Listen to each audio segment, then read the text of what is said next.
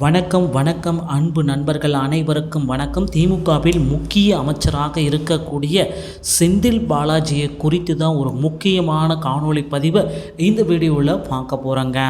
செந்தில் பாலாஜி அமலாக்கத்துறையுடைய வாதங்களுக்கு கட்டுப்பட்டாரா, அமலாக்கத்துறை எடுத்து வைக்கக்கூடிய வாதங்களுக்கு அடிபணிந்தாரா?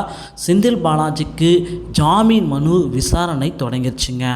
இந்த விசாரணையுடைய இறுதி கட்டத்தில் தற்சமயம் இருக்கும்.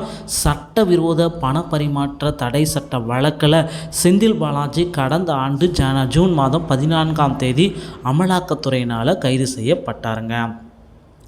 அவருக்கு எதிராக சுமார் 3000 பக்கங்கள் கொண்ட குற்றப்பத்திரிகை மற்றும் ஆவணங்கள், 27 சாட்சிகளின் வாக்கு மூலங்கள் கடந்த ஆகஸ்ட் 12ஆம் தேதி அமலாக்கத்துறையினால் சென்னை முதன்மை நீதிமன்ற அமர்வில் தாக்கல் செய்யப்பட்டதுங்க.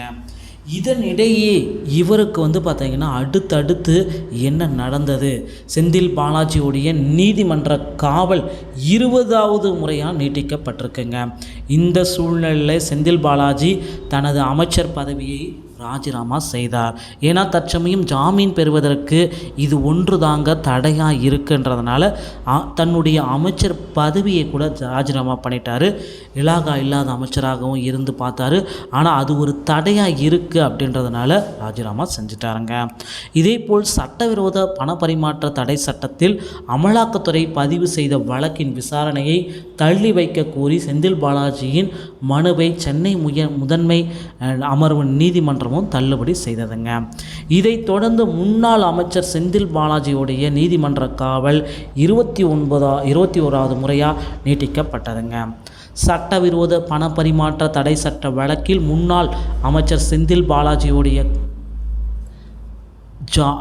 நீதிமன்ற காவல் இன்று வரை நீட்டிக்கிறதுங்க. ஸோ நீதிமன்ற காவல் இந்த நிலையில் அமலாக்கத்துறை முக்கியமான சில விவாதங்களை எடுத்து வச்சுருக்காங்க. முன்னாள் அமைச்சர் செந்தில் பாலாஜி தரப்பில் முதன்மை அமர்வு நீதிமன்றத்தில் தாக்கல் செய்த மனு விசாரணைக்கு வருது.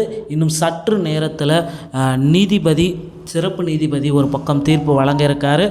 செந்தில் பாலாஜியோடைய வழக்கை முன்வந்து எடுத்து விசாரிக்கின்ற நீதிபதி ஆனந்த் வெங்கடேஷன் அவர்களும் நாளை இதோடைய முக்கிய தீர்ப்பாக வழங்கியிருக்காருங்க. ஸோ ஜாமீன் பெறுவது மட்டும்தான் செந்தில் பாலாஜியோடைய நோக்கமாக இருக்குது. இதுவரை அவர் என்ன தவறு செய்திருக்கிறார், அவர் மீது உள்ள குற்றச்சாட்டுகள் என்ன, மத்திய குற்றப்பிரிவு எத்தனை பிரிவுகளின் மீது அவர் வழக்கு பதிவு செஞ்சுருக்கோம் என முக்கியமான ஆவணங்களை நேற்றே அமலாக்கத்துறை சார்பில் நீதிமன்றத்தில் ஆஜர்படுத்திட்டாங்க. ஆனால் தற்சமயம் பார்த்தீங்கன்னா அவர் ஜாமீனில் வரத்துக்கு தடையாக இருந்தது அவருடைய அமைச்சர் பதவி. ஸோ அந்த அமைச்சர் பதவியும் தற்சமயம் விலகினதுனால ஜாமீன் கிடைக்கும் என்று செந்தில் பாலாஜி தரப்பு வட்டாரங்கள் எல்லாமே தெரிவிச்சிட்டு வராங்க. ஆனால் பார்த்திங்கன்னா அவருக்கு ஜாமீன் வழங்குவதில் பல்வேறு தரப்பட்ட சிக்கல்கள் இருக்குது அப்படின்ட்டு அமலாக்கத்துறையும் செஞ்சிட்ருக்காங்க. இது ஒரு பக்கம் இருந்ததுனால செந்தில் பாலாஜி கடுமையான மன உளைச்சலோடு இருக்கிறாரு. நீதிபதி காலில் விழுந்து அழுந்ததாகவும் சில தரப்பு வாதங்கள் எடுத்து வைக்கப்படுகிறது. ஸோ என்னென்ன நடக்குது, அடுத்தடுத்த அப்டேட்களை நீங்கள் உடனுக்குடன் பெறணுமா?